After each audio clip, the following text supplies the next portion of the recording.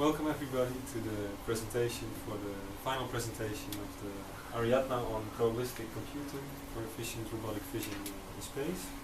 It's a project that has been done in collaboration with Carleton University, and well, there's Dr. Alakadi and Rob Hewitt here to present, and Dr. Alakadi will first do an executive summary of the project. The floor is yours. Thanks, Guido. As Guido said, I'm Alakadi from Carleton University, and I work with this project with Rob Hewitt, who is at Queen's University right now, and Dr. Guido here from the Advanced Concepts team.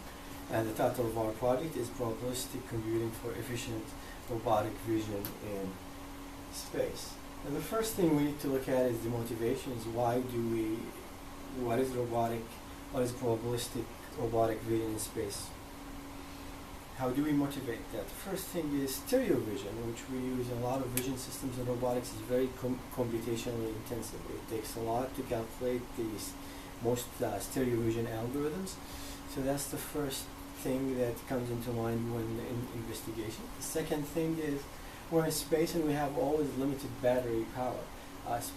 Energy is very expensive, and we have to think very well about how we can manage energy on any robotic system in space. You always have a power budget and an energy budget. So computational efficiency and energy conservation are very important for any robotic system in space.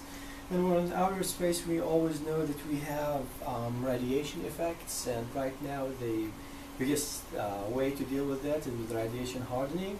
But we're going to look at radiation effects in our system and see how it affects a system that can be computationally efficient and can actually save us energy.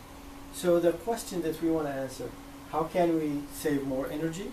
How can we reduce our computation time? And if our circuit is hit, if our chip is hit by radiation, is that going to affect our computation? Let's see. One thing we want to introduce is probabilistic computing. And probabilistic computing is when we try to save energy. We can have more error on our result. And we'll explain this in a little bit. So if there's more error on the results because we're trying to save more energy, how does that affect the computation? If that affects computations, then how does it affect efficient computations for stereo vision? How would that work? And this is the whole basis behind our study, is to do this investigation to see how we can save more energy, do more efficient computation, and do that in space. So let's see how radiation is going to affect it too. First thing I want to introduce here is the principle of probabilistic computing. Again, with probabilistic computing, if we look at a little bit in more detail, in digital logic, there's only two levels, 0 and 1. 0 is the low level, and 1 is the higher level. And in a higher level, usually is given a set of voltages, a voltage range between sometimes 4 to 5 volts, or typically 2.6 to 3.3 volts. A lower level would be 0 to 0.7. There's enough space in between them. And we know there's noise that is going to be affecting our circuit. But at this level of noise, let's assume that our low bit level here is between 0.7 volt. The level for the one is between 2.6 and 3.3 volts. And let's assume that we have some noise on it. Assume that the root mean square for the noise is just 0.5 volt. We can see here if the noise affects our low level, if it affects the higher level, they still would change it, but it would not change the outcome, it wouldn't change the logic level. If I want to save more energy, the easiest way is I can lower the voltage level. If I lower the voltage level, let's say I drop this from 2.6 to 2.2 to 0.8 to 1.2, and drop the lower level only to 0.4. If I reduce the voltage, then the energy, it is proportional to the square of the voltage, then I can save more energy. Then apply the same noise, 0.5 volt, and a spike of noise can actually take me from the lower level to the higher level. It can flip a bit. And this depends on how much voltage I have. Now, taking a look at our stereo vision equation. How do we calculate stereo vision? We usually have two windows, and per window, what I need to do is compare the pixels in the window with pixels, one pixel window with the pixels of the other window in the second image. As I have always in stereo images, I have two images coming, a left image and a right image. So I can start with one window here and then slide each time, take another window, do my comparison, do my calculation, and see, and sum all this calculation over the whole window, and that gives me the disparity value.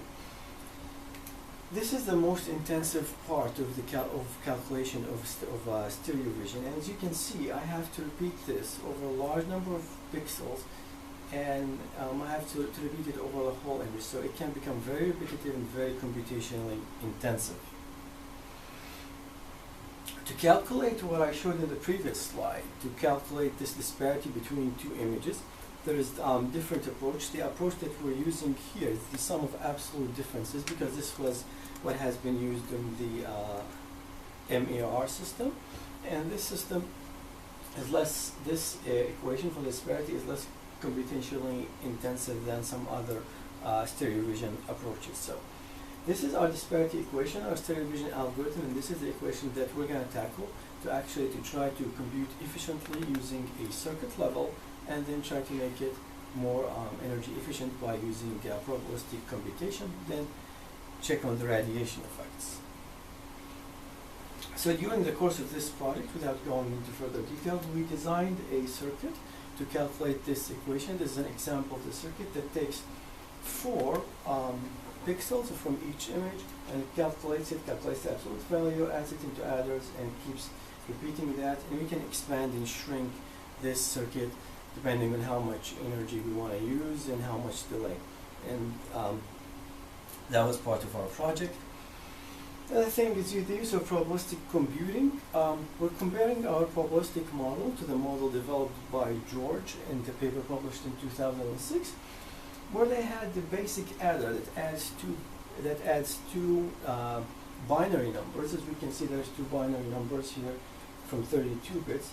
The difference is every bit has a different voltage, and this voltage is directly proportional to the probability, of correctness that we can see right here. Every bit has a probability of correctness, and that corresponds to the actual voltage. So this is the model of the adder that we decided to build our work in and go further into details and plug it into our circuit.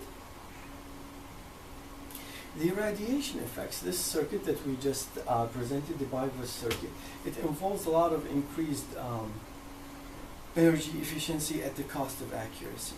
And then the environment is also bombarded by radiation that will increase the noise on the circuit. So what we need to do is include this radiation effect when a particle might strike the circuit.